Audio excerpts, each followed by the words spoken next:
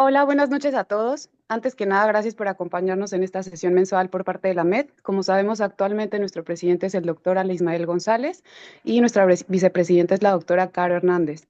Me complace poderles presentar a un gran médico que ha aportado mucho conocimiento, sobre todo no solo en México, sino en varias partes del mundo. A lo largo de su trayectoria ha obtenido muchos conocimientos, los cuales el día de hoy viene a compartir con nosotros. Y les presento al doctor Silver Balcázar. Él es FIP y es SIPS, también es ASRA. Tiene un Fellow of International Pain Practice. Está certificado por ASRA en manejo del dolor y en ultrasonido. Tiene una formación como anestesiólogo en medicina del dolor y como médico intervencionista del dolor. Tiene una subespecialidad en medicina del enfermo en estado crítico. Tiene un máster en dolor y también un fellowship en endoscopia espinal. Es profesor titular de intervencionismo de dolor en la Universidad Autónoma de Tamaulipas y pertenece a diferentes sociedades como la WIP, la MED, y es miembro del comité educativo de Pacific Spine and Pain Society. Actualmente es miembro del comité científico de la MED y también del Centro Médico del Dolor. Tiene diversas certificaciones, como les comentaba, es FIP, SIPS, ASRA, y el día de hoy nos viene, ¿perdón? Ah, y el día de hoy vamos a presentarles el tema de gonalgia, diagnóstico y manejo intervencionista. Entonces, le quiero ceder la palabra al doctor Silver y muchas gracias. Le agradecemos por estar aquí con nosotros y compartir sus conocimientos, doctor. Muchas gracias, Gaby, ¿De cómo hablar? por la amable Hola. presentación. Gracias al doctor Ale Ismael por la invitación y a la Asociación Mexicana para Estudio y Tratamiento del Dolor. Voy a compartir mi pantalla.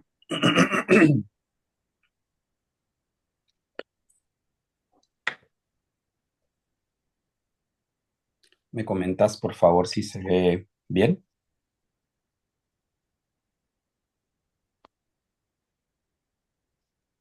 Sí, doctor. Sí, se Excelente, alcanza a ver. Solo les perfecto. quiero recordar, al final vamos a tener sesiones de preguntas. Ustedes pueden ir redactando cualquier duda en el chat y se la vamos a hacer llegar al doctor. No vamos a responder al final, tendremos unos minutos para también compartir y resolver cualquier duda. Muchas gracias. Muchas gracias. Pues bueno, como ya dijo la doctora Gaby, soy el doctor Silver Balcázar. Vamos a abordar el día de hoy el tema de gonalgia. Específicamente vamos a hablar de cuatro cosas.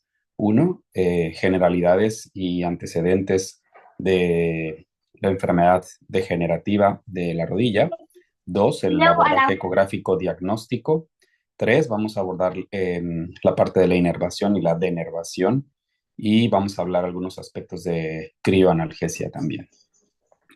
No tengo conflictos de interés para esta plática y pues bueno, entrando un poquito en el tema, hablando un poco de la artrosis o osteoartritis como se conoce en Estados Unidos, la artrosis estructural pues se presenta el 60% en manos, 33% en rodillas, 5% en cadera. Es importante mencionar que a pesar de que es más común en las manos, por ejemplo, apenas el 15% de los pacientes que padecen osteoartritis en mano tienen dolor contra el 50% de los pacientes que padecen artrosis en rodilla.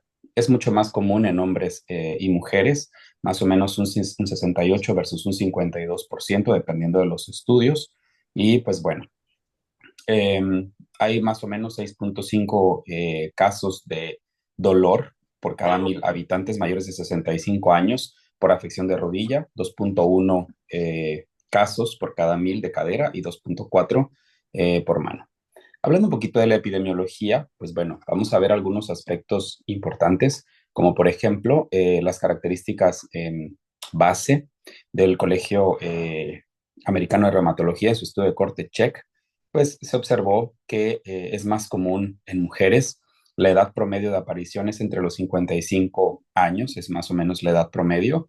Eh, el índice de masa corporal es importante, se ha visto una relación del sobrepeso con el desarrollo de enfermedad degenerativa en rodilla.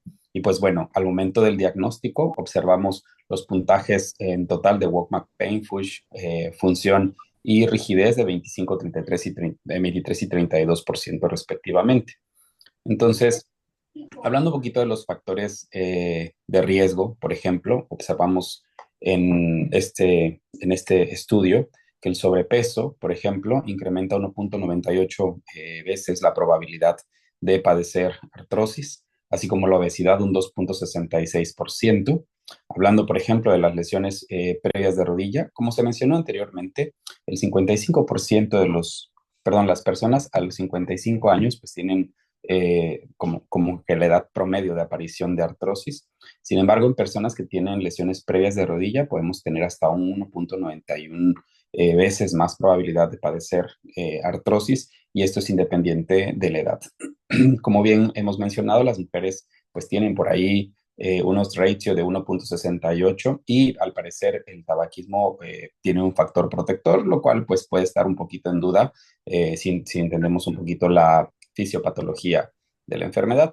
Hablando de los factores de riesgo, pues la susceptibilidad individual, pues la edad, como ya dijimos, el género es más común en mujeres. Por ahí hay algún estudio interesante en el que se mide la circunferencia del muslo y se compara el grosor ecográfico del tejido celular subcutáneo desde la piel hasta la fascia del recto femoral.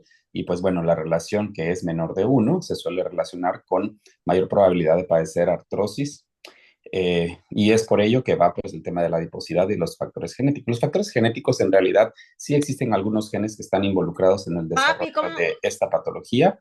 Sin embargo, aún la relación causal pues está en estudio.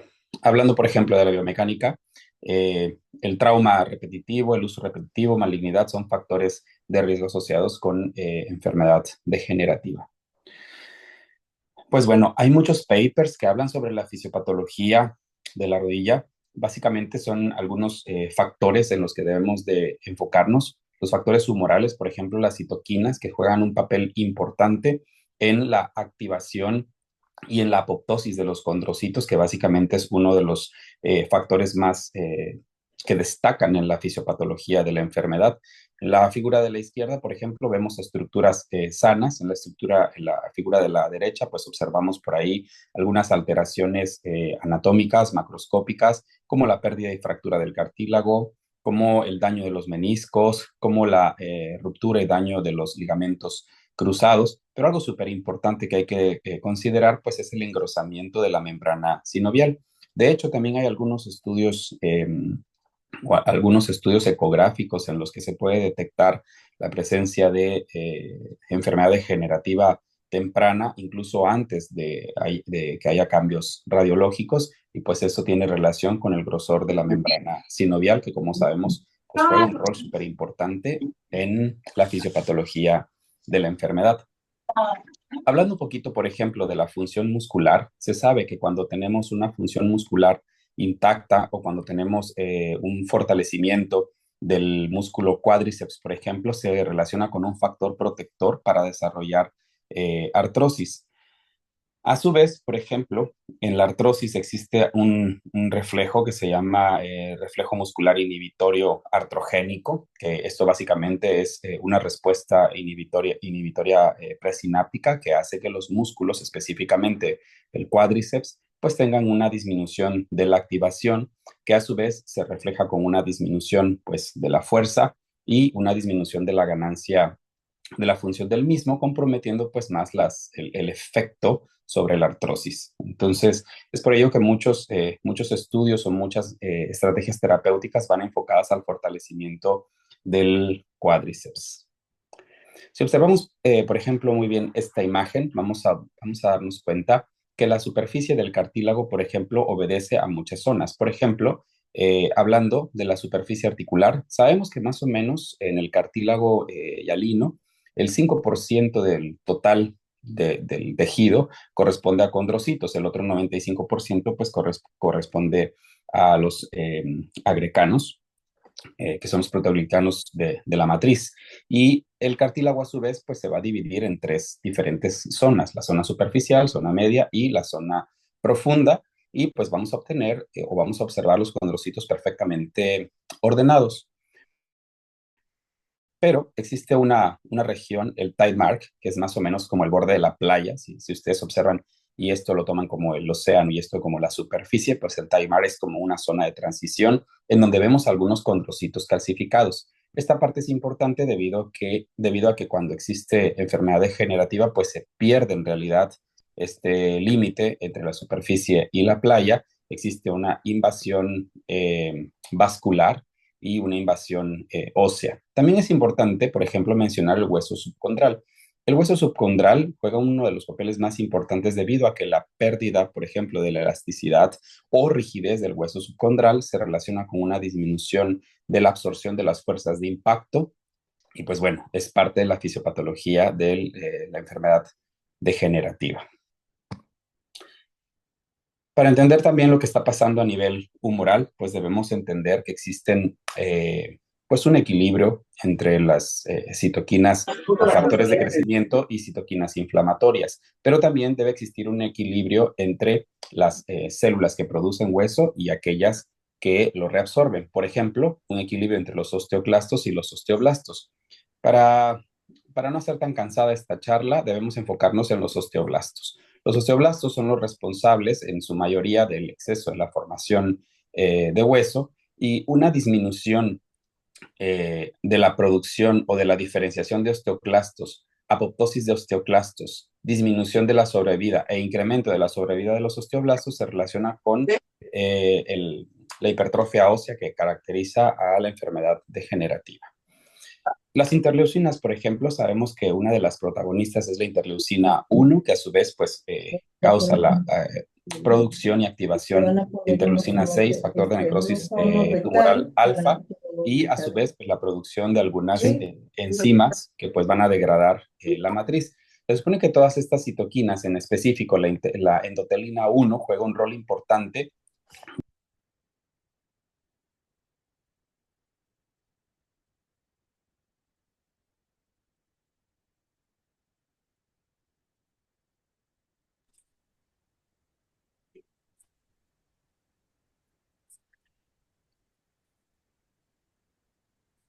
Ya no lo,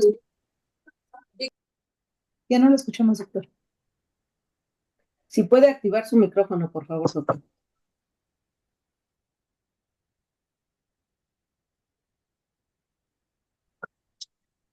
Gonalgia.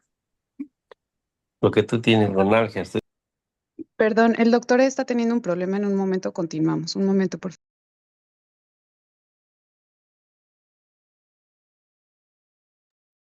Y cuando reinicia, puede reiniciar desde hace una diapositiva anterior, sería bueno.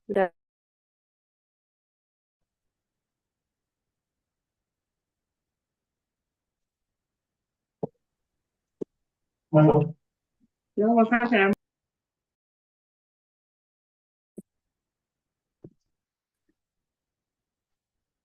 ¿Listo? ¿Me escuchan? Ya se escucha, doctor. Sí, doctor. Es que me parece que silenciaron los micrófonos, ¿verdad? Sí, lo que pasa es que había varios audios abiertos. Yo creo que sería conveniente que silenciaran sus audios los que no estén en la ponencia. De acuerdo. Sí, sí, sí. Ya me escuchan, ¿verdad? Sí, Sí, doctor. doctor. Ya. Excelente. ¿Y pueden ver mi presentación? Sí. Magnífico. Sí. Ok, voy a estar aquí al pendiente también, por si surge algún otro imprevisto. Bien, entonces decíamos que pues la sustancia clave aquí es la endotelina 1 y pues bueno, un incremento en la proliferación de osteoblastos, diferenciación de los mismos y desarrollo óseo y una disminución de la actividad de los osteoclastos, pues es un factor clave para el desarrollo de la enfermedad. El diagnóstico, pues bueno, es un paciente que nos llega a la consulta mayor de 55 años con dolor en la rodilla, habitualmente en la zona medial de carácter opresivo o punzante que se incrementa a la deambulación y que se asocia a rigidez matutina y a disminución pues en las actividades de la vida diaria. Tomamos una radiografía y pues observamos estos cambios. Si somos un poquito diestros en la ecografía, pues vamos a observar que también ecográficamente hay varios cambios y en ocasiones pues no es necesario tomar a veces las radiografías para hacer el diagnóstico. Estos son los criterios para la osteoartritis de rodilla, la presencia de dolor y que tiene más de los siguientes criterios. Más de 50 años, rigidez matutina que dura menos de 30 minutos, crépitos al movimiento, sensibilidad ósea, crecimiento óseo y pues este paciente es mandatorio pues que no tenga edema o eritema o incremento de la temperatura de la articulación. Esos son criterios que definen esta patología. Con respecto a la estadificación radiológica, pues Kellgren-Lawrence es una de las más comúnmente usadas. Sabemos que existen prácticamente 4 estadios, del 1 al 4, que pues caracteriza la artrosis más avanzada. Y hay algunas escalas funcionales como el Oxford Knee, por ejemplo, o el WOMAC, que evalúan la función, el dolor, la rigidez y pues van de 0 a 100 puntos.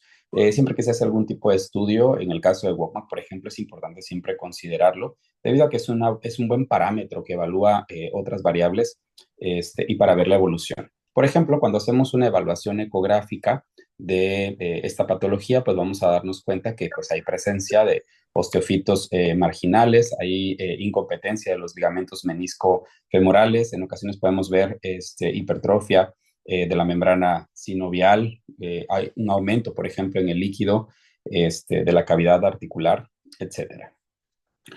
Hablando, por ejemplo, un poco de las recomendaciones tradicionales, pues se le aconseja al paciente que haga ejercicio, que baje de peso, ejercicio o entrenamiento de fuerza específicamente enfocado en el cuádriceps, algunos medicamentos como paracetamol, AINES tópicos, manejo farmacológico o rehabilitación. Y pues bueno, también tenemos el abordaje médico intervencionista o el quirúrgico. Esas son algunas recomendaciones rápidas para el manejo de estos pacientes. El objetivo de esta plática es un tanto diferente, pero vamos a ver, por ejemplo,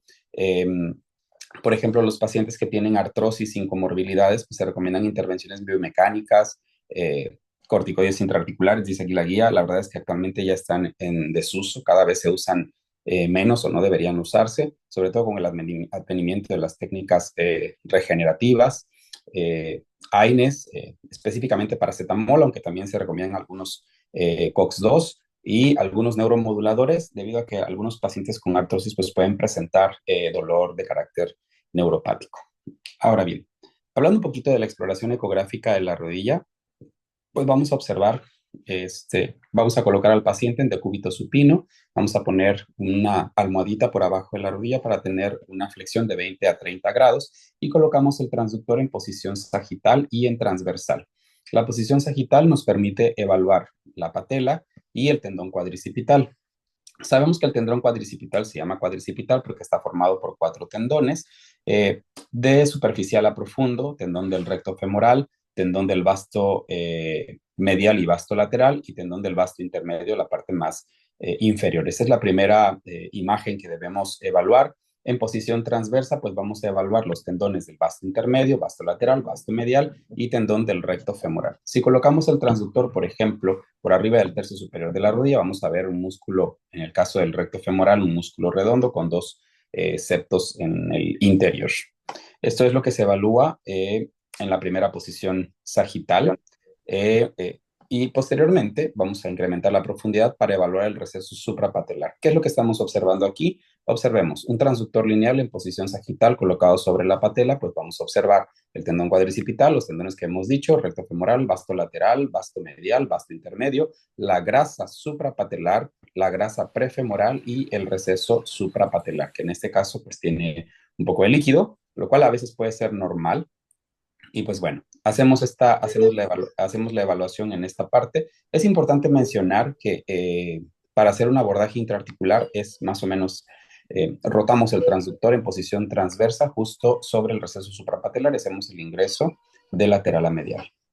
Este es otro abordaje que nos permite identificar los retináculos y también el abordaje intraarticular. Si esto fuera, por ejemplo, en la cara lateral de la rodilla, pues ese sería un abordaje oblicuo. También se le recomienda al paciente, el tercer paso es colocar al paciente en decúbito supino, hacer una flexión completa de la articulación y pues vamos a observar la tróclea femoral. Esto nos permite evaluar también el grosor, el espesor del cartílago, si existen o no fisuras, osteofitos, y pues si observamos o no desgaste. Por aquí vemos el tendón cuadricipital. Si le pedimos al paciente que flexione la rodilla a 90 grados y colocamos el transductor en la tuberosidad de la tibia y orientamos ligeramente el transductor hacia el borde interno o a la cara interna del cóndilo lateral, pues vamos a observar el ligamento cruzado anterior, que bueno, se han hecho varios protocolos para su estudio. En esta misma posición, en la misma posición inicial, descendemos el transductor y vamos a observar, antes de ver el tendón patelar, pues hacemos una proyección o un desplazamiento medial del transductor y luego un tilt para ver por abajo de la patela, y lo que vamos a observar es la faceta medial de la patela. La faceta lateral es casi imposible de observar, y pues vamos a observar también la cavidad articular. Acto seguido, volvemos a colocar el transductor más o menos en la cara, en la línea media, y vamos a observar el tendón patelar, que debe de observarse con un patrón fibrilar, hiperecogénico, fibrilar. En ocasiones puede observar una imagen hipoecogénica o anecogénica inferior, por abajo del tendón. Esto en ocasiones puede significar algo normal, pero también es importante considerar en ocasiones bursitis, sobre todo de la bursa infrapatelar. También la evaluación del tendón debe realizarse en el eje corto o en el eje transverso del tendón y observar pues la estructura del mismo. ¿Por qué se hace esto? Pues porque en ocasiones las alteraciones tendinosas pueden ser laterales o pueden ser no centrales. Con respecto a la exploración ecográfica medial, pues aquí vamos a identificar el fémur, la tibia, el menisco medial, el ligamento menisco femoral o coronal. Vamos a observar el ligamento colateral medial, sus dos fibras, interna y externa. Si somos cuidadosos y seguimos en esta posición longitudinal del ligamento colateral interno, justo donde terminan las fibras del ligamento colateral, las fibras internas del ligamento colateral interno, y rotamos el transductor hacia medial y caudal, o sea, la posición superior hacia medial y caudal, pues vamos a observar la inserción de la pez anserina, que en condiciones normales pues es un poco difícil de observar, o más bien de diferenciar con el resto de las estructuras en ese punto. Cuando hay patología, por supuesto, observamos una dilatación de la bursa anserina. Con respecto a la exploración ecográfica lateral, pues vamos a observar que si colocamos el transductor justo sobre el cóndilo lateral, y bueno, si ustedes se tocan la rodilla en la cara inferolateral, vamos a tener por ahí un tubérculo, que es el tubérculo de Yerdi. En el tubérculo de Yerdi se inserta la banda iliotibial, la cual debe ser evaluada con cautela en la exploración ecográfica de la rodilla. A su vez, en la porción inferior, sobre todo en el cóndilo femoral lateral, pues vamos a observar el tendón popliteo. Si le pedimos al paciente que extienda un poco la rodilla entre 10 y 20 grados más o menos, y colocamos el transductor en la cabeza del peroné y lo rotamos hacia el cóndilo femoral lateral, pues vamos a identificar el ligamento colateral lateral. Es importante evaluar su espesor, la integridad, el patrón fibrilar, y también pues algunas fibras de la inserción del tendón popliteo. Con respecto a la exploración posterior, pues vamos a darnos cuenta que si colocamos el transductor en posición transversal cerca de la superficie medial, pues vamos a ver el cóndilo femoral medial. Vamos a observar parte del músculo sartorio, el músculo gracilis, el tendón semitendinoso, el semimembranoso y el gastrocnemius medial, así como la bursa semimembranosa. Por ahí el doctor Penck dice que el aspecto ecográfico suele ser la de un hot cake con una cereza arriba. Bueno, esto va a ser un poquito diferente dependiendo de la altura a la que evaluemos la cara posterior de la rodilla. Bien, hablando un poco del manejo intervencionista, vamos a hablar un poquito de la radiofrecuencia de los nervios geniculados. Vean, anteriormente, desde el 2011, se consideraba la radiofrecuencia de los nervios geniculados así como los nervios geniculados. La verdad es que la evidencia actual nos ha dicho que existen muchas más estructuras, además de los nervios geniculados, que participan en la inervación de la cápsula articular. Algo que es súper importante es que la radiofrecuencia o las técnicas ablativas de la inervación en rodilla, pues tienen evidencia. Es una de las estructuras que más se ha estudiado, así como las facetas lumbares, y podemos decir que tiene una evidencia amplia de la eficacia de esta técnica. Por ejemplo, vamos a ver aquí algunos artículos antes de entrar a la revisión de los nervios. Por aquí vemos una revisión sistemática en donde se estudia de 6 a 12 meses la eficacia de la radiofrecuencia de los nervios geniculados, tomando en cuenta el dolor, funcionalidad y calidad de vida hasta los 12 meses con complicaciones mínimas. Y pues bueno, se llega a la conclusión que se trata de una técnica segura y efectiva. Se ha realizado de dos formas, el abordaje fluoroscópico y el abordaje ecográfico. Hay muchos estudios que respaldan el uso de la fluoroscopía versus la ultrasonografía. Por ahí hay un estudio reciente que dice que la ecografía suele ser superior a la fluoroscopía y pues bueno, eso tiene sentido si entendemos cómo va la inervación en la articulación. Pero en ambos casos, la radiofrecuencia suele ser una modalidad segura y efectiva para el alivio del dolor, disminuye la rigidez y mejora la incapacidad. Vean, por ejemplo, aquí, en los targets, por ejemplo, para fluoroscopía, siempre que observamos, por ejemplo, la unión del shaft del fémur con el epicóndilo, en este caso medial o lateral, justo aquí es en donde se considera el punto para el abordaje fluoroscópico. La unión, por ejemplo, de la diáfisis con la metáfisis, justo en este punto, el nervio geniculado inferomedial, se considera como target para la ablación de los nervios por vía fluoroscópica. Ahorita vamos a ver que todo esto suena bonito, pero en realidad no es así. Hablando, por ejemplo, ecográficamente, este artículo dice que si colocamos el transductor en posición longitudinal, continuamos desplazando el transductor en la cara medial del fémur y justo en donde se une la diáfisis con la metáfisis, al momento de hacer el giro y observamos el tendón del aductor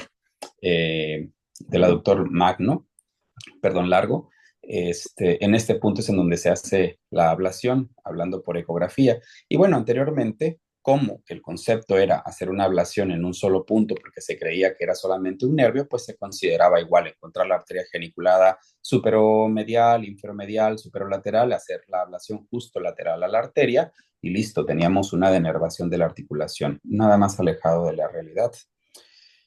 Pues bueno, cuando hablamos, por ejemplo, de la evidencia, pues vemos que en ambos grupos hubo mejoría, o sea que es una técnica en la que no suele existir duda de la eficacia de la misma. Hablando, por ejemplo, ya sabemos que funciona, sabemos que al mes el paciente no tiene dolor o tiene menos dolor, pero ¿qué pasa cuando la evaluamos a largo plazo? Es decir, 6 meses o 12 meses. Es importante mencionar que pocos estudios en realidad tienen un seguimiento a veces tan largo o incluso hasta los 2 años. En este estudio, por ejemplo, se encontró que a los 6 meses el promedio era de un alivio del 60% de dolor en la muestra de los pacientes en los que se había realizado la denervación.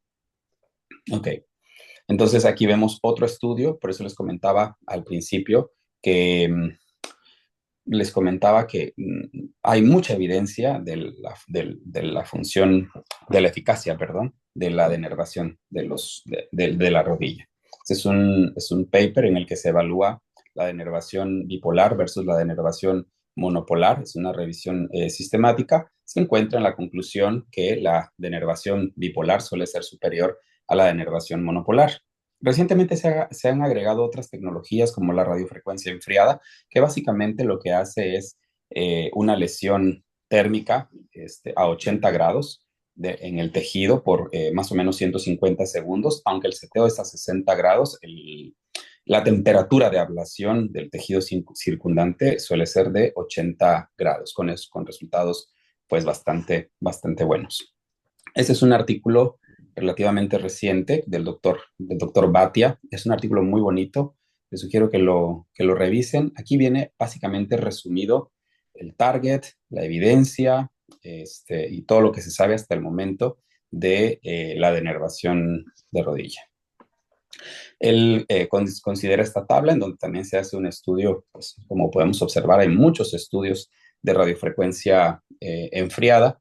Por algún tiempo se han hecho varios estudios que han demostrado un incremento en la eficacia, sobre todo a largo plazo de radiofrecuencia enfriada, pero el doctor Vallejo hizo un estudio en el 2023 en donde compara la radiofrecuencia enfriada versus la radiofrecuencia convencional monopolar.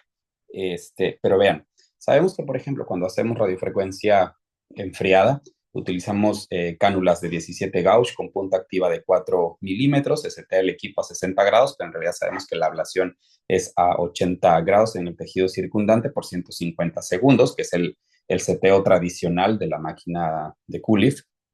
Y el doctor Vallejo decide comparar otra población, me parece que son 20 participantes en este estudio, 20 y 21, si no mal recuerdo, y el grupo con el que se compara con radiofrecuencia monopolar utiliza cánulas de 16 gauge con punta activa de 10 milímetros a una temperatura de 80 grados, 90 segundos. Vean las conclusiones de este estudio, es algo súper interesante. Dice nuestro estudio demostró que el Culif o la ablación monopolar utilizando una punta activa de diámetro comparable, monopolar 16 gauge, Culif 17, de los nervios geniculados proporcionan mejoras significativas a largo plazo en el dolor y la función para aquellos que sufren osteoartritis crónica en la rodilla.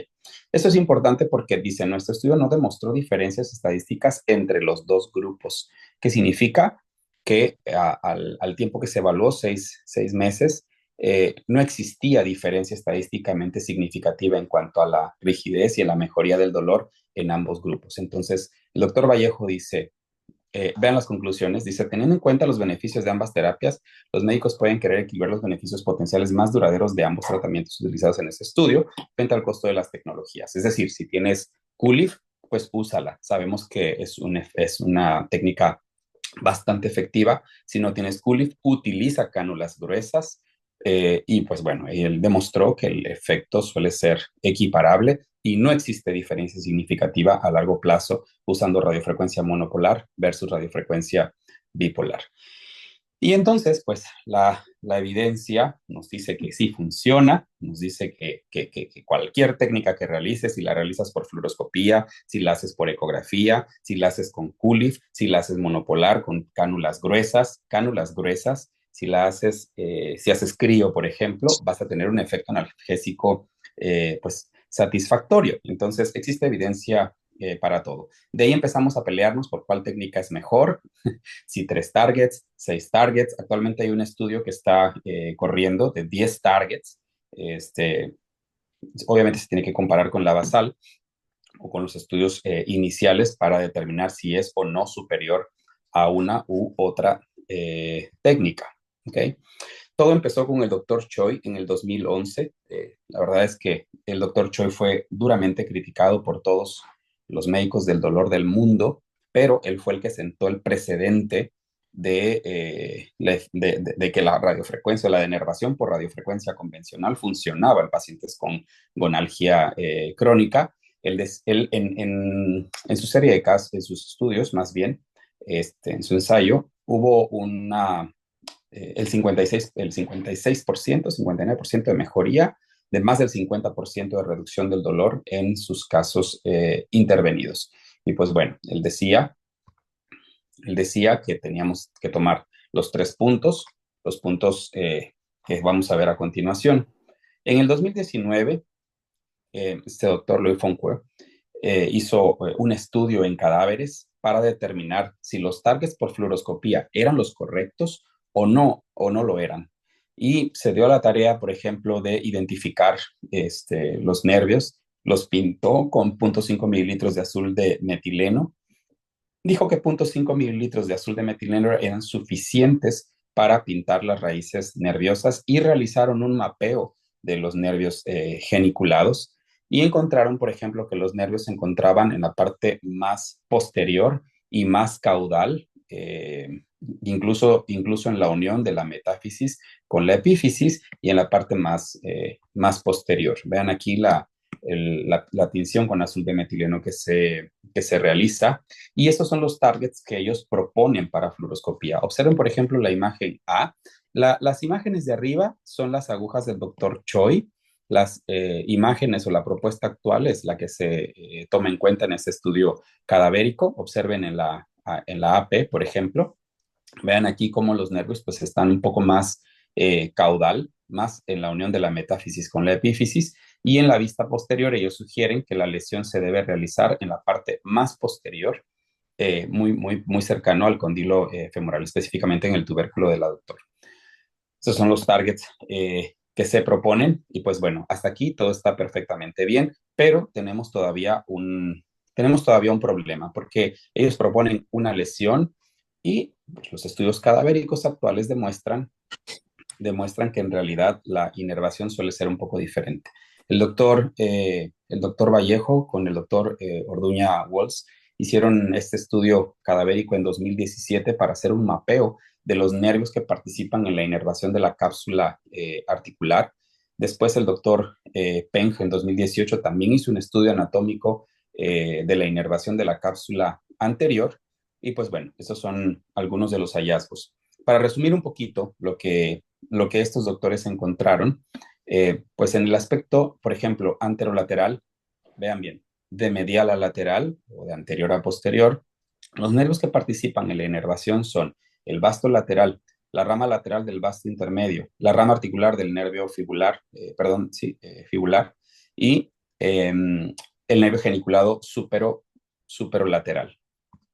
En el aspecto, vean aquí el aspecto anterolateral, las ramas nerviosas que participan en la inervación de la cápsula anterior, sobre todo en la parte lateral, son estos nervios que hemos mencionado previamente. Con respecto a la anteromedial, pues son varios nervios los que participan. Primero vamos a ver los nervios geniculados superomediales, pero también participan las ramas articulares del nervio vastomedial, la rama medial del nervio vasto intermedio y la rama anterior del nervio obturador, que en ocasiones pues se encarga de la inervación de la porción medial de la rodilla. Esos son los 4 nervios que participan en la inervación. Un dato curioso o importante, por ejemplo, es que el nervio vasto intermedio toma un curso interfacial entre el músculo vasto intermedio y el vasto medial, por ejemplo, y la rama medial, y más o menos en el tercio distal del fémur se hace profundo y la rama se vuelve muy cercana al periósteo. Lo mismo pasa con su rama lateral. En la rama anteromedial también juega un papel importante el nervio safeno, específicamente la rama recurrente infrapatelar del safeno, que se puede bloquear o se puede hacer una crioablación en planos subcutáneos. Este nervio inerva principalmente el tendón patelar y tiene ligera participación en la inervación de la cápsula articular. Por ahí nuestro maestro, el doctor Peng, pues dice que en realidad no participa mucho en la inervación de la cápsula articular.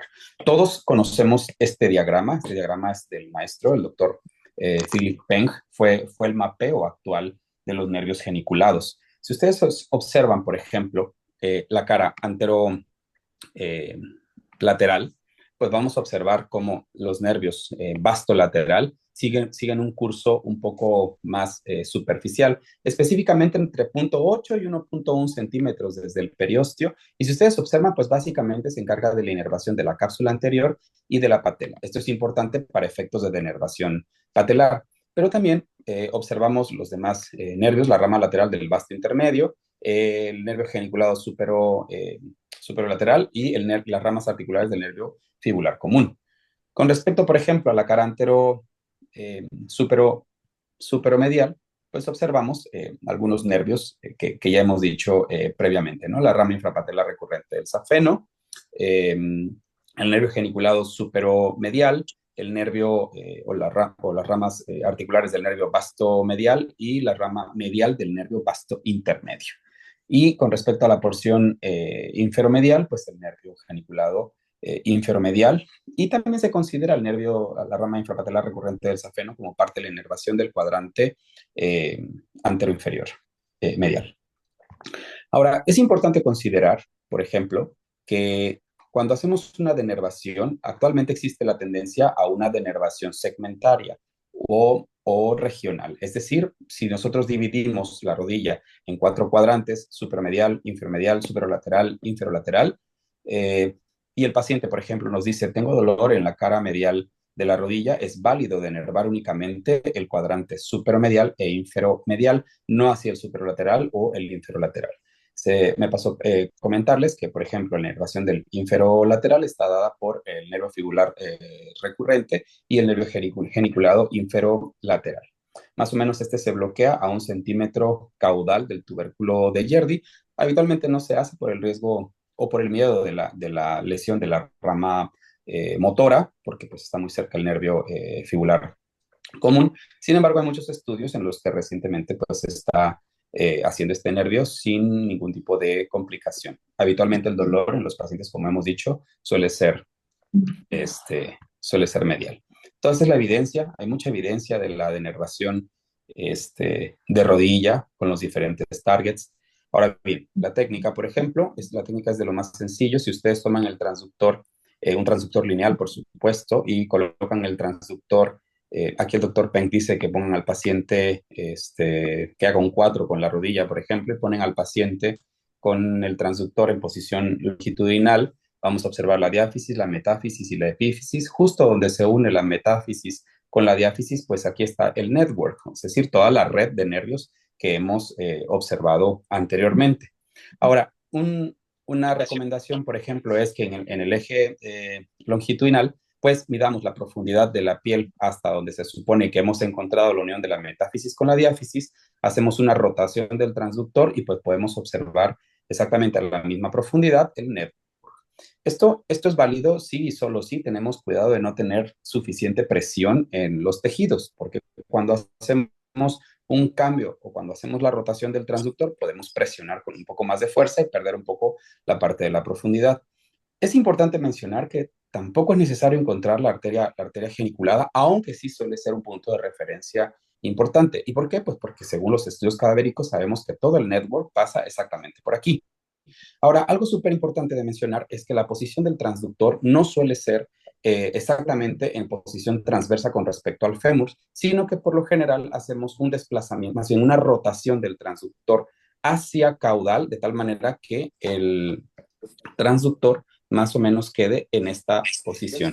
¿Y por qué? Pues por la disposición de la inervación que vimos en los estudios del doctor Peng, ¿no? Entonces aquí vemos pues una representación de la arteria geniculada superomedial, una rotación del transductor. La verdad es que aquí la rotación está bastante profunda. Esto debía ser un poco más superficial, aunque cumple exactamente con los criterios. Anatómicamente, pues no estamos como que tomando exactamente bien las ramas nerviosas. Observen aquí, para el nervio geniculado inferomedial, pues aquí vamos a ver varios puntos, ¿no? La diáfisis, la metáfisis, la epífisis, justo donde terminan las fibras internas del ligamento colateral medial, vamos a observar la arteria geniculada inferomedial y por lo tanto el nervio geniculado inferomedial.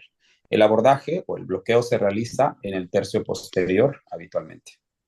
Para el superolateral, pues es lo mismo, diáfisis, metáfisis, epífisis, la unión de la diáfisis con la metáfisis corresponde al network. Ahora, algo importante de mencionar, por ejemplo, si ustedes recuerdan la distribución o el mapa de inervación del Dr. Peng, es que hay algunos nervios que suelen ser un poco más superficiales, como el nervio vastomedial. Vastomedial más o menos pasa a 0.8 centímetros desde el periósteo, justo en donde estamos haciendo el abordaje de los nervios geniculados o del network. ¿Qué pasa entonces? Que a veces el nervio vastomedial puede no tomarse cuando hacemos este protocolo de ablación. Es por ello que es importante más o menos medir entre 15 y 20 centímetros de la línea articular hacia proximal sobre el fémur y vamos a identificar 2 músculos en posición transversal. Una vez más, de la línea articular 15 a 20 centímetros hacia cefálico en posición transversal con el transductor lineal y vamos a identificar 2 músculos, el músculo vastomedial y el músculo sartorio.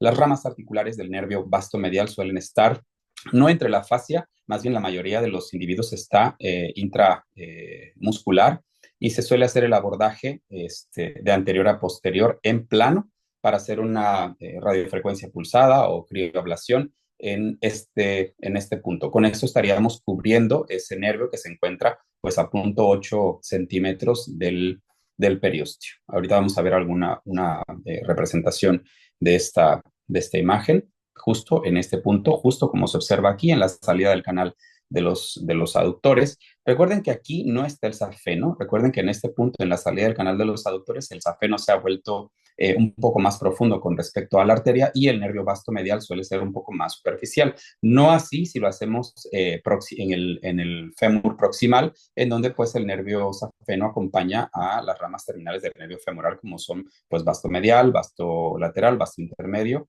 y safeno. Hablando, por ejemplo, de los nervios vasto lateral, el nervio vasto lateral suele ser un nervio que tiene un curso interfacial.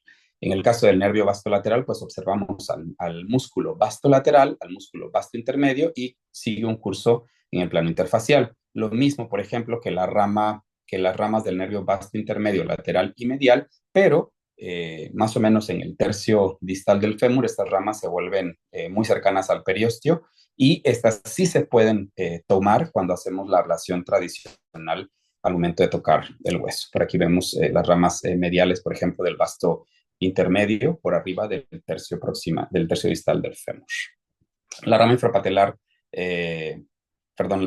la rama fibular recurrente se suele bloquear a veces a 1 centímetro del tubérculo de Gerdy. Habitualmente no es necesario, pero cuando se la quieren hacer, ese es el punto en donde se realiza.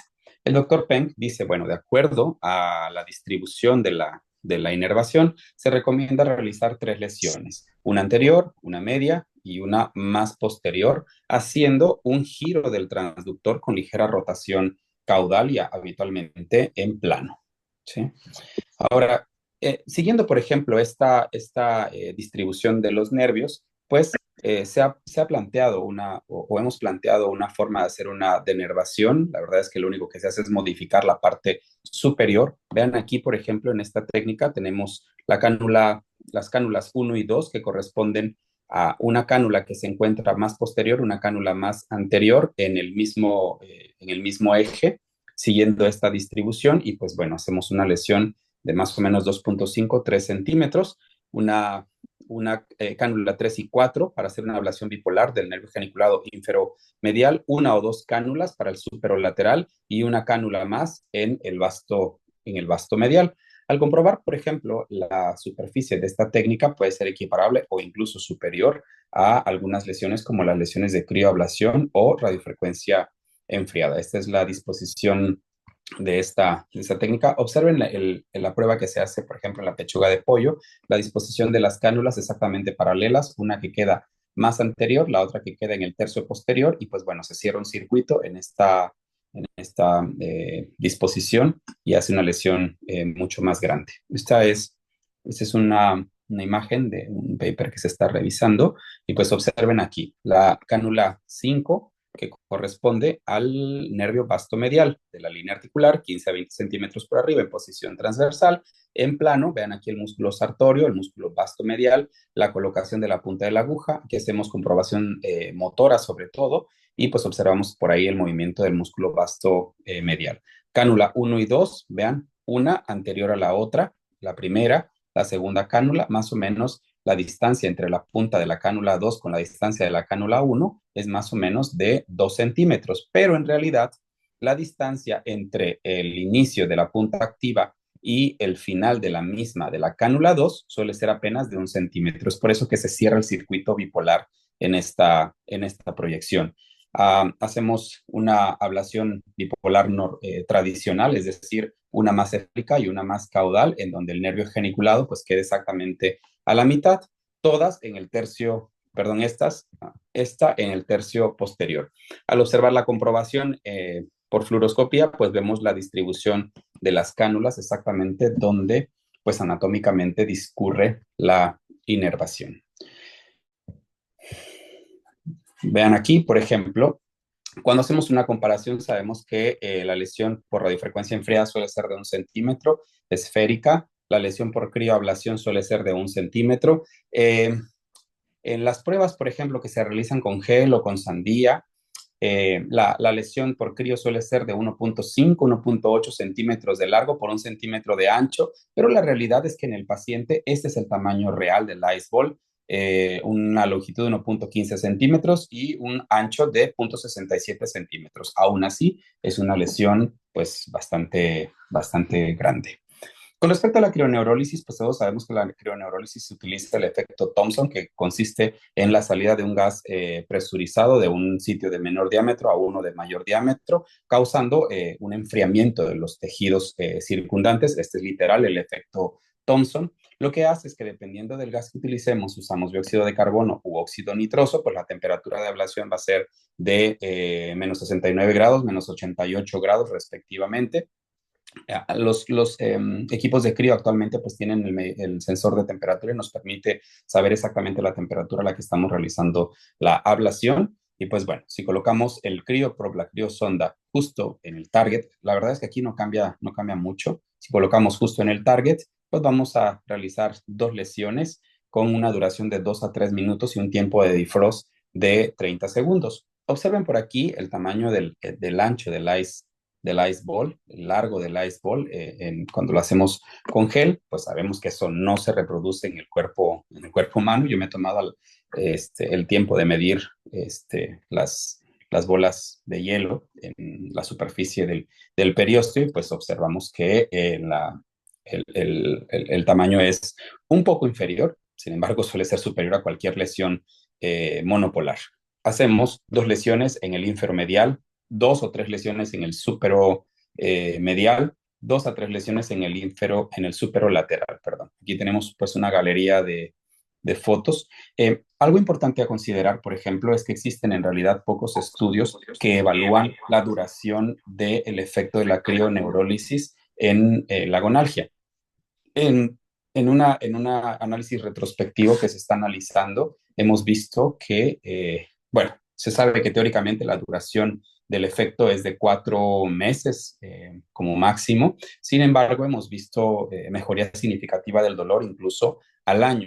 Quizá es porque hemos tenido cuidado en la selección de los pacientes y porque habitualmente los pacientes que se eligen para este tipo de técnicas son pacientes que tienen lesiones potencialmente reversibles o etapas tempranas de la enfermedad, con artrosis grado 1 o 2, y que pueden además combinarse con terapia biológica. Entonces, la evidencia dice que la crio ofrece una excelente estrategia analgésica segura para artrosis avanzada. Todavía estamos viendo cuál es el tiempo de duración real del efecto, porque pues sabemos que con radiofrecuencia 6 meses, 8 meses, un año, el 50% de los pacientes con radiofrecuencia suelen tener mejoría. Con crío todavía estamos analizando el tiempo de mejoría, ¿no? Entonces hay evidencia también para el uso de la crioneurólisis. Esto habitualmente se diseñó para tratamientos periféricos, específicamente, por ejemplo, del GON o para fracturas costales, pero los resultados en pacientes con enfermedad articular degenerativa, no solo de rodillas, sino de cadera, tobillo y hombro, pues suelen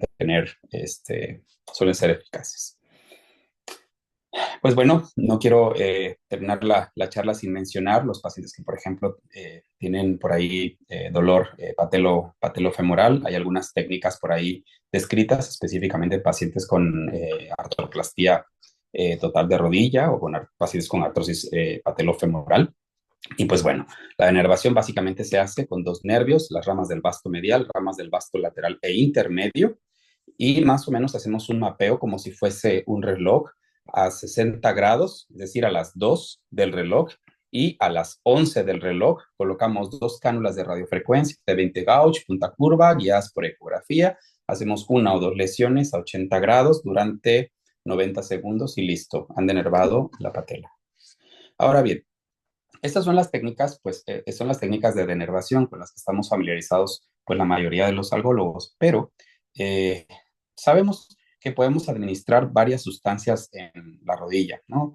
Anteriormente se administraban corticoides, ácido hialurónico, proloterapia, recientemente plasma rico en plaquetas o plasma rico en factores de crecimiento, y pues el plasma rico en plaquetas o plasma rico en factores de crecimiento que se aplica por vía subcondral ofrece una opción excelente para el manejo de la artrosis avanzada. particularmente tuvimos por ahí, hemos tenido algunos casos, pero este caso es impresionante. Es una paciente con evidencia de una fractura condral con edema óseo importante, un dolor 10 de 10 a la deambulación, en silla de ruedas, literal. Se hizo una aplicación, una sola aplicación de plasma subcondral. Cabe mencionar que la técnica fue pues híbrida. Y pues aquí vemos parte de la resonancia. Me hubiese gustado tener más imágenes para mostrarlas. A las 12 semanas después de la aplicación de plasma subcondral, con excelentes resultados, un NRS de 1 de 10. Es importante mencionar que a esta paciente no solo le apliqué plasma rico en factores de crecimiento, sino que también hicimos criodenervación. Pues bueno, este es un pequeño video que luego se los vamos a pasar por ahí. Esto es, a grosso modo, lo que nos tocaba presentar el día de hoy. Y no quiero terminar esta charla sin invitarlos al taller que vamos a tener en la ciudad de Monterrey el 15, 16 y 17 de mayo de 2025, al que están cordialmente invitados. Muchas gracias por su atención.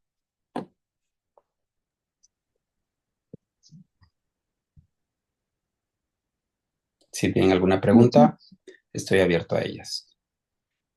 Muchas gracias, doctor, por su plática. Como siempre, muy enriquecedora. Permítame, estamos. No sé si alguien tenga alguna duda, las pueden empezar a compartir aquí en el chat. Doctor, ¿nos iba a mostrar el video del procedimiento?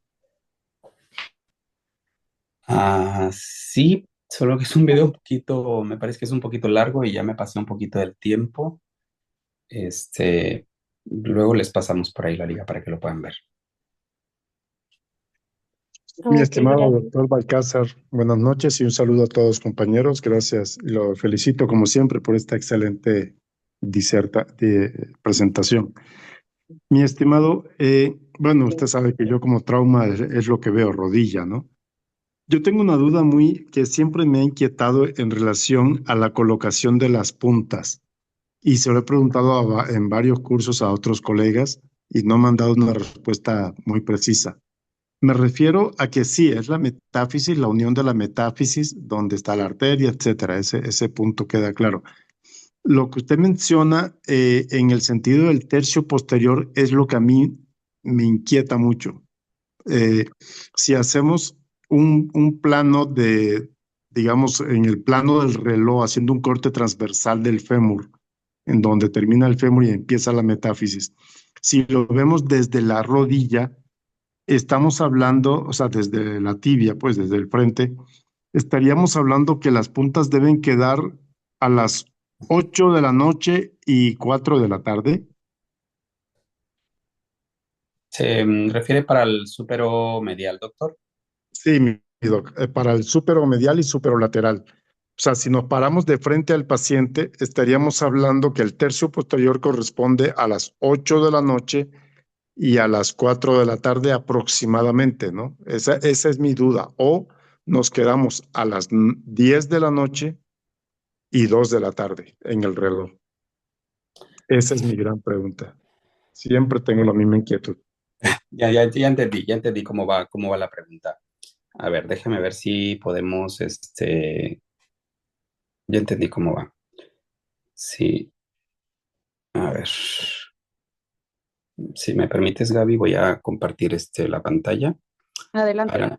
Sí, entonces, a ver. Quiero pensar que la pregunta que está haciendo doctor Merlano es si observamos, por ejemplo, esto en esta posición, ¿no? Como si fuera un reloj. Un reloj, exactamente, en donde las Bien. 12 es el cenit, las Ok, 9 sí, el excelente. externo y el otro. El punto teórico de ablación sería más o menos entre las 11 y las 2 de la tarde, si lo observamos en esta posición, ¿vale? Habitualmente la disposición del transductor no es exactamente transversal con respecto al fémur, es ligeramente oblicua, es decir, desplazando una porción del transductor hacia caudal. De esa forma se hace una ablación. Bueno, es que en realidad las puntas deben de hacer una lesión aquí, aquí y aquí. Si hacemos una lesión por crío, por ejemplo, es una iceball aquí, otro iceball aquí. Y si hacemos una ablación bipolar, como se muestra en esta imagen, pues colocando una cánula colocando el final de la punta, el inicio de la punta activa de la primera cánula a las 11 y el final de la punta activa de la cánula 2 a las 2 más o menos, logramos hacer una lesión completa. Me parece que por ahí va la pregunta, ¿no? Sí, mi doc. Pero entonces, cuando se refiere al tercio posterior, exactamente ¿a qué se refiere? Vea, lo que pasa es que estamos tomando la rodilla en esta posición. O sea, estamos tomando la disposición del transductor en esta posición. Tercio posterior, en la vista lateral, perdón, para aclarar. El tercio posterior en la vista lateral. Esto es por ejemplo, para la técnica por fluoros. Actualmente se sabe que no solamente es en el tercio posterior, que sería como que la posición por fluoroscopía, más bien sería desde la porción anterior o anterolateral hasta el tercio posterior. Esa sería la forma de hacer Buenas noches, ablación de manera correcta. 4293. ¿Me ayudan a apagar sus micrófonos? Mi doc, pero ahí, en ese sentido, y estoy de acuerdo con usted, mi preocupación ya no es el nervio, sino los vasos. O sea, sobre todo en el superomedial. Ahí están como muy cerquita las arterias geniculadas, o sea, los troncos. No, Pues. no hay ningún problema, doctor. No hay ningún problema porque el mecanismo de acción de la radiofrecuencia, en este caso de este tipo de radiofrecuencia, no es el mismo que el de la radiofrecuencia quirúrgica. Entonces, también era uno de los temores anteriores de hacer radiofrecuencia lateral a la arteria y causar por ahí una coagulación del vaso. No se observa en realidad en el modelo vivo. Sí se han hecho algunos seguimientos y en algunos casos se han observado presencia de aneurismas, por ejemplo, en las arterias, pero en realidad no es algo constante. Entonces no existe ningún problema por hacer una ablación en ese punto. Muchas gracias, doctor. Tenemos otra pregunta de la doctora Lisbeth Herrera. Perdón, es que tenemos muchas preguntas.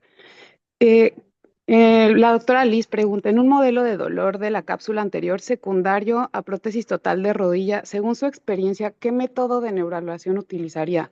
¿Monopolar, bipolar o versus crío? Buena pregunta. La verdad es que pueden usar la tecnología que tengan a la mano. Siempre hacer una lesión bipolar, pues es una lesión mucho más grande. Esto no significa que la monopolar no funcione. Claro que funciona si hacemos los 3 puntos, por ejemplo, de ablación y 2 puntos en la parte inferior. Pero algo súper importante que nunca deben olvidar es el nervio, la rama infrapatelar recurrente del safeno, que suele tener por ahí atrapamiento en pacientes con artroplastía. Entonces, en nuestro caso particular, cuando tenemos por ahí una presencia de dolor neuropático en la cara antero medial, hacemos la crioablación del nervio, de la rama recurrente del safeno. Yo tengo experiencia con ambos métodos. La verdad es que ambos métodos funcionan perfectamente bien. En la práctica prefiero un poco más la radiofrecuencia, específicamente con técnica bipolar. Muchas gracias, doctor. Otra pregunta, la crioablación, dado el tamaño de la bola de hielo en el genicular superomedial, ¿qué tanto afecta a la piel? A ver, ¿me repites por favor la pregunta? La crioablación, dado el tamaño de la bola de hielo en el genicular superomedial, ¿qué tanto afecta a la piel? En el geniculado superomedial, la realidad es que está más o menos profunda la lesión, más o menos está a 2 centímetros, no pasa absolutamente nada. Donde podríamos tener un poco más de cuidado es en el inferomedial, puesto que suele ser mucho más superficial, pero no. Gracias, doctor. Hemos tenido algunos casos incluso de crioablación, por ejemplo, del safeno para denervar tobillo. Si ustedes se recuerdan, el safeno es muy superficial, está casi a medio centímetro, cuando lo buscamos 10 o 15 centímetros por arriba de la línea intermalleolar, y tampoco hemos tenido cambios en la piel, cambios en la pigmentación o alopecia. Muchas gracias, doctor. Y bueno, tenemos una última. ¿Y qué evidencia con respecto a neurólisis química con fenol o etanol? Claro, claro, claro. Fue una de las cosas que me faltó mencionar, la neurólisis química. Yo tengo, bueno, hay varios reportes de casos. La verdad es que la evidencia pues no es tan fuerte todavía porque pues todo se queda en reportes de casos, quizá una serie de casos, o sea que la evidencia es débil en realidad. Personalmente también la he usado, utilizo fenol casos, 0,5 a 1 milímetro más o menos, mililitro por punto, con buenos resultados. En general, esta técnica, miren, si tienen opción de tener a la mano radiofrecuencia o crío, pues usen radiofrecuencia y crío, que es el estándar y que es lo que está más estudiado. Si no es así, pues igual, los pacientes van bien. Solamente que hay una diferencia con respecto a la duración. La duración suele ser como de 2 meses, 3 meses más o menos, y sí puede haber un alto riesgo de formación de neuromas, lo que puede condicionar un incremento del dolor, sin mencionar algunas complicaciones cutáneas, ¿no? La necrosis de tejido celular subcutáneo, úlceras, etcétera. Pero hay varias series de casos en donde se utiliza el fenol. Mi recomendación es no lo usen, usen radiofrecuencia o usen CRIO. Muchas gracias, doctor. Pues creo que ya son todas las preguntas y pues tiene muchas felicitaciones, como siempre, una excelente plática. Y pues gracias por estar aquí, gracias por su participación. Les recuerdo que las constancias se van a enviar por correo. Les hago también una atenta invitación al diplomado por parte de la MED de intervencionismo para manejo del dolor, que justamente empieza de abril a septiembre del 2025 y tiene modalidad de online y presencial. También está la modalidad de que solo tomen las clases en línea. También vamos a tener el Foro Internacional de Manejo del Dolor en la Mujer. El tema es, sí, manejo del dolor en la mujer, pero pueden asistir hombres, mujeres, y también vamos a tener próximamente el Congreso de la MED en Mérida. Entonces están cordialmente invitados. Aquí están los folletos y si requieren más información, nos los hacen saber para enviarles la información pertinente. Muchísimas gracias a todos. Nuevamente, gracias, doctor, por su ponencia. Gracias a todos, que tengan una excelente noche. Saludos desde Barcelona. Bye. Hasta luego. Gracias, doctor. Buenas noches.